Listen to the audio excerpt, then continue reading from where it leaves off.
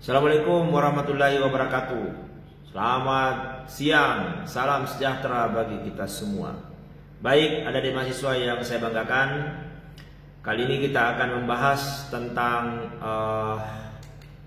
peraturan perundang-undangan dalam mata kuliah proses legislatif. Kita akan bicara mengenai asas, kemudian tahapan dan kerangka peraturan perundang-undangan itu. Nah, pertama kita bicara mengenai asas pembentukan dari peraturan perundang-undangan itu. Kalau kita bicara asas itu adalah dasar yang dijadikan tumpuan berpikir, berpendapat, dan bertindak. Jadi dasar yang dijadikan tumpuan di dalam berpikir, berpendapat, dan bertindak. Nah, asas pembentukan peraturan perundang-undangan ini berarti dasar yang dijadikan tumpuan di dalam penyusunan peraturan perundang-undangan. Padanan kata dari asas ini adalah prinsip. Prinsip yang berarti kebenaran yang menjadi pokok dasar dalam berpikir, berpendapat, dan bertindak. Nah, ada dua sebenarnya di sini kalau kita bicara asas.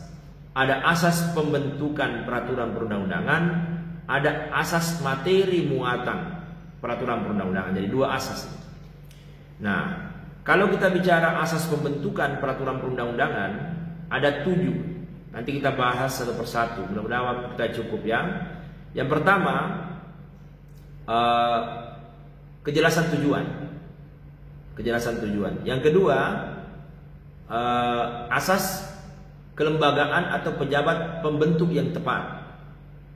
Kemudian yang ketiga, kesesuaian antara jenis, hierarki, dan materi muatan. Yang keempat, asas dapat dilaksanakan. Yang kelima, kedayagunaan dan kehasilgunaan. Yang keenam, kejelasan rumusan. Yang ketujuh, keterbukaan. Nah, kalau kita bicara asas pertama, asas tujuan yang jelas, sebuah aturan perundang-undangan itu harus mempunyai tujuan dan manfaat yang jelas untuk apa aturan itu dibuat.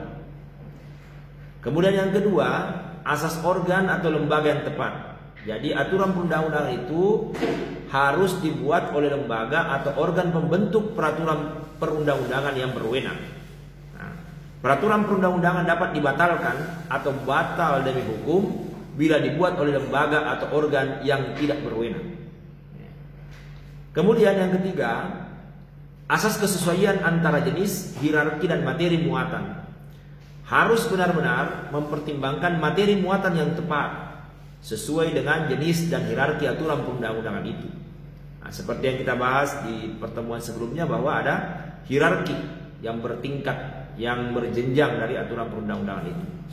Kemudian yang keempat, asas kedayagunaan dan kehasilgunaan, bahwa setiap aturan perundang-undangan itu dibuat karena memang benar-benar dibutuhkan dan bermanfaat di dalam mengatur kehidupan bermasyarakat, berbangsa, dan bernegara. Nah, itu biasanya dimuat di dalam di dalam landasan sosiologis kalau bicara naskah akademik sebuah rancangan undang-undang.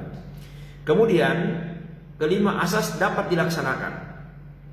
Harus didasarkan pada perhitungan bahwa peraturan perundang-undangan itu yang dibentuk itu dapat berlaku secara efektif di masyarakat. Jangan sampai kemudian aturan itu hanya menjadi tumpukan pasal-pasal, ayat-ayat, tapi tidak bisa ditegakkan. Karena telah mendapat dukungan baik secara filosofis, yuridis, maupun sosiologis sejak tahapan penyusunannya. Nah ini, sehingga disitulah pentingnya naskah akademik dalam sebuah rancangan undang-undang. Karena ya di situ ada pertimbangan-pertimbangan yang diharapkan kalau itu dimuat dengan baik, maka akan bisa dilaksanakan, akan bisa diterapkan aturan ini. Kemudian yang keenam, asas kejelasan rumusan. Nah, setiap peraturan perundang-undangan itu harus memenuhi persyaratan teknis. Jadi harus memenuhi persyaratan teknis penyusunan peraturan perundang-undangan, sistematikanya, pilihan kata atau istilahnya, serta bahasa hukumnya harus jelas dan mudah dimengerti, sehingga tidak menimbulkan yang disebut dengan multitafsir atau multi interpretasi dalam pelaksanaannya. Jadi harus tegas dan jelas. Kemudian yang ketujuh, asas keterbukaan, bahwa di dalam pembentukan peraturan perundang-undangan itu mulai dari perencanaan, penyusunan, pembahasan, pengesahan, penetapan dan pengundangannya itu harus bersifat terbuka dan transparan ya. Setiap lapisan masyarakat itu mempunyai kesempatan yang seluas-luasnya untuk memberikan masukan di dalam pembentukan peraturan perundang-undangan itu. Jadi utamanya mereka yang terkait langsung. Jadi pihak-pihak yang terkait langsung. Misalnya kalau kita bicara undang-undang kesehatan ya, tentu pihak-pihak yang terkait dengan atau stakeholder yang terkait dengan kesehatan itu harus diikut sertakan, begitupun dengan pendidikan dan seterusnya. Nah, kemudian yang selanjutnya adalah asas materi muatan. Nah, ada banyak ini. Asas materi muatan. Kalau tadi asas di dalam pembentukannya, proses pembentukannya. Nah, sekarang materi muatannya. Ada juga asasnya. Nah, yang pertama, asas pengayoman. Apa itu asas pengayoman? Asas pengayoman itu berfungsi untuk memberikan perlindungan, untuk menciptakan ketenterangan dalam masyarakat. Jadi materi muatannya, isinya itu harus memberikan perlindungan untuk menciptakan ketenteraman masyarakat. Yang kedua adalah asas kemanusiaan. Nah, asas kemanusiaan itu dalam hal ini bahwa materi muatan itu mencerminkan perlindungan dan penghormatan terhadap hak asasi manusia serta harkat dan martabat setiap warga negara dan penduduk Indonesia secara proporsional. Nah, jadi materi muatannya itu menunjukkan adanya perlindungan dan penghormatan terhadap hak asasi manusia. Kemudian yang ketiga, asas kebangsaan. Nah, asas kebangsaan. Jadi bagaimana materi muatan itu mencerminkan sifat dan watak bangsa Indonesia yang majemuk dengan tetap menjaga prinsip NKRI. Jadi ada penghargaan terhadap kemajemukan. Jadi ya tetap dalam bingkai NKRI. Kemudian yang keempat, ada asas kekeluargaan.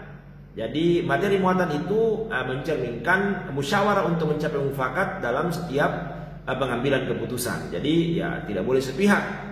Tidak boleh hanya kelompok tertentu saja, tapi diharapkan adanya musyawarah mufakat dalam setiap pengambilan keputusan terkait dengan materi muatan tentunya ya. Kemudian yang kelima, asas kenusantaraan. Nah, jadi mencerminkan atau memperhatikan kepentingan seluruh wilayah Indonesia. Nah, dan yang dibuat di daerah merupakan bagian dari sistem hukum nasional yang berdasarkan Pancasila dan Undang-Undang Dasar 1945. Jadi kalau undang-undang yang skopnya nasional itu mencerminkan kepentingan seluruh wilayah Indonesia. Bukan hanya bicara tentang misalnya Jawa, bicara Sulawesi, tapi seluruh wilayah NKRI 34 provinsi ya. Dan kalau di daerah tetap dia berada pada sebuah sistem hukum nasional yang berlandaskan Pancasila dan Undang-Undang Dasar. Kemudian yang keenam ada namanya asas keadilan. Jadi harus mencerminkan keadilan secara proporsional bagi setiap warga negara. Jadi tidak boleh materi muatannya itu melahirkan diskriminasi. Kemudian yang ketujuh ada asas Bhinneka Tunggal Ika.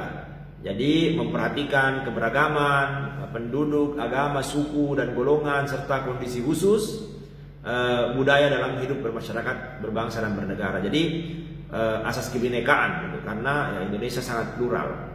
Kemudian yang kedelapan ada asas kesamaan kedudukan dalam hukum dan pemerintahan. Jadi tidak boleh memuat hal yang membedakan berdasarkan latar belakang sara, gender atau status sosial.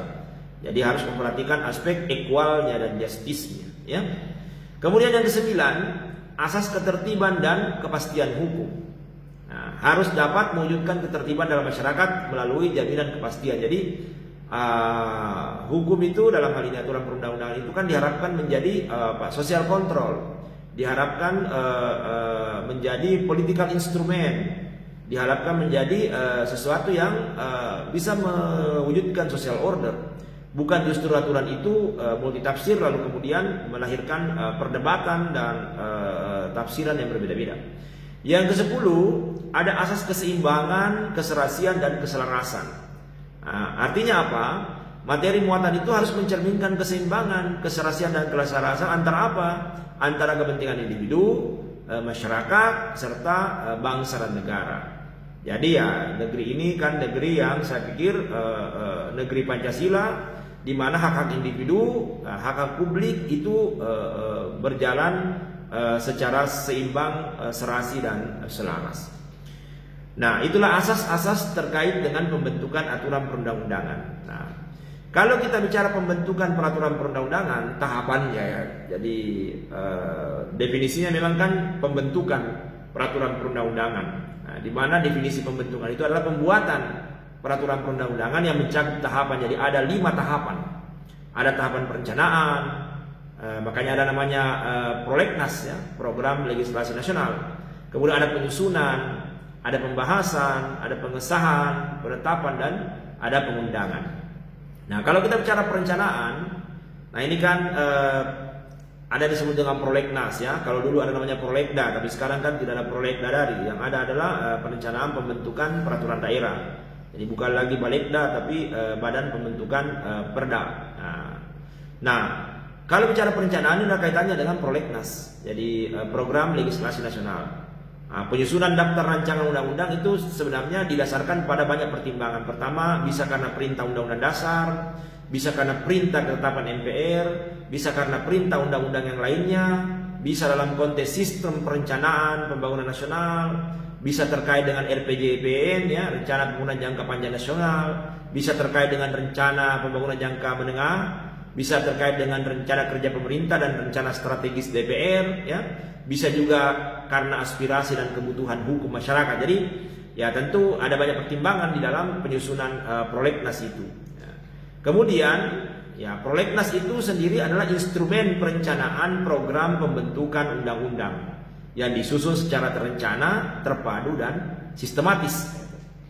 Nah, siapa yang menyusun prolegnas ini? Ya, disusun antara DPR dan pemerintah yang dikoordinasikan oleh DPR melalui alat kelengkapan DPR yang khusus menangani bidang legislasi. Nah, di lingkungan DPR dikoordinasikan oleh alat kelengkapan DPR yang khusus menangani bidang legislasi, mempertimbangkan usulan dari fraksi, komisi, anggota DPR, DPD, dan atau masyarakat.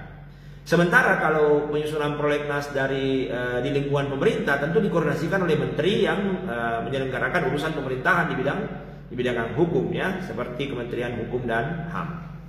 Nah, itu kalau bicara perencanaan. Nah, kalau bicara penyusunan, nah, rancangan undang-undang itu kan dapat berasal dari DPR atau presiden. Nah, RUU dari DPR itu diajukan oleh, jadi kalau RUU-nya rancangan undang-undangnya dari DPR, siapa yang mengajukan? Diajukan oleh anggota DPR. Diajukan oleh komisi, gabungan komisi, alat kelengkapan DPR yang khusus menangani bidang legislasi atau DPD. Jadi ya RUU dari DPR itu diajukan oleh tiga bagian tadi. Sementara RUU disusun berdasarkan prolegnas. Nah, itu kalau bicara RUU dari DPR. Jadi bisa RUU-nya dari DPR, bisa juga dari presiden. Kalau dari DPR tadi bisa dari anggota, bisa komisi, gabungan komisi, alat kelengkapan DPR yang khusus menangani bidang legislasi, dan DPD. Nah, ini yang kemudian kadang melahirkan pertanyaan, kelihatannya DPD menjadi inferior di dalam penyusunan rancangan undang-undang. Tapi ya seperti itulah kewenangan yang diberikan oleh konstitusi kita. Nah, RUU dari DPR disampaikan dengan surat pimpinan DPR kepada presiden. Presiden menugasi menteri yang mewakili untuk membahas RUU bersama DPR dalam jangka waktu paling lama 60 hari terhitung sejak pimpinan DPR surat pimpinan DPR diterima. Jadi kalau RUU-nya dari DPR disampaikan kepada presiden. Kemudian mengkoordinasikan persiapan pembahasan dengan menteri yang menyelenggarakan urusan pemerintahan bidang hukum. Nah, sama juga kalau RUU dari presiden diajukan dengan surat presiden kepada pimpinan DPR. Lalu kemudian tentu DPR mulai membahas RUU itu dalam jangka waktu 60 hari terhitung sejak surat presiden itu diterima. Nah, apabila dalam satu masa sidang DPR dan presiden itu menyampaikan RUU mengenai materi yang sama, yang dibahas adalah RUU yang disampaikan oleh DPR. Karena pada hakikatnya yang memegang kekuasaan membentuk undang-undang kan DPR, ya. Nah, RUU yang disampaikan presiden digunakan sebagai bahan untuk disandingkan. Nah, jadi tetap ada ya. Kemudian bagaimana kalau RUU-nya dari DPD? Nah, disampaikan secara tertulis oleh pimpinan DPD kepada pimpinan DPR. Jadi bukan anggota DPD ya, pimpinan DPD kepada pimpinan DPR. Nah, usulan RUU disampaikan oleh pimpinan DPR kepada alat kelengkapan DPR yang khusus menangani bidang legislasi untuk melakukan apa? Ada pengharmonisasian, pembulatan, pemantapan konsepsi RUU. Ya, dapat mengundang pimpinan alat kelengkapan DPD untuk membahas perancangan tersebut. Jadi, dapat mengundang. Ini bahasa dapat mengundang berarti bisa juga tidak, ya. Nah, kemudian selanjutnya tahapan pembahasan. Kalau kita bicara pembahasan RUU dilakukan oleh DPR bersama Presiden atau Menteri yang ditugasi. Hal tertentu mengikut sertakan DPD sampai pembicaraan tingkat 1. Jadi pada hal tertentu, nah, sesuai kewenangannya tentu ya, menurut konstitusi. Pembahasan RUU dilaksanakan melalui 2 tingkatan. Nah, ada tahap pertama di rapat komisi, rapat gabungan komisi, rapat badan legislasi, rapat anggaran, atau rapat panitia khusus. Nah, kegiatannya ya ada pengantar musyawarah, ada pembahasan daftar inventarisasi masalah, ada penyampaian pendapat mini. Nah, sampai di situ DPD. Nah, sementara pembicaraan tingkat kedua itu sudah pengambilan keputusan, ya, dalam rapat paripurna DPD tidak ikut.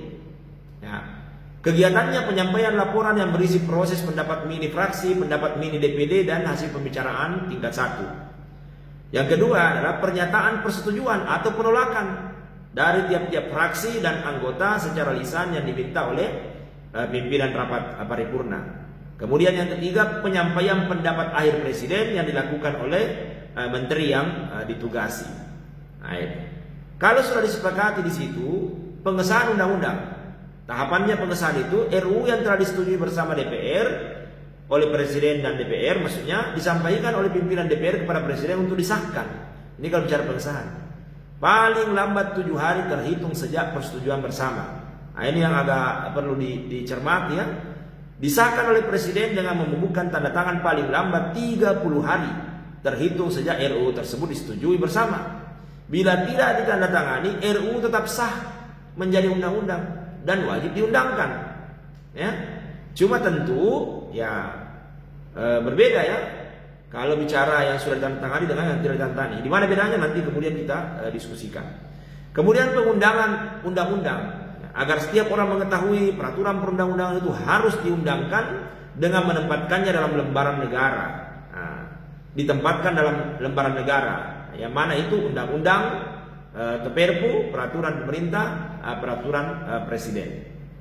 Nah, bagaimana kegiatan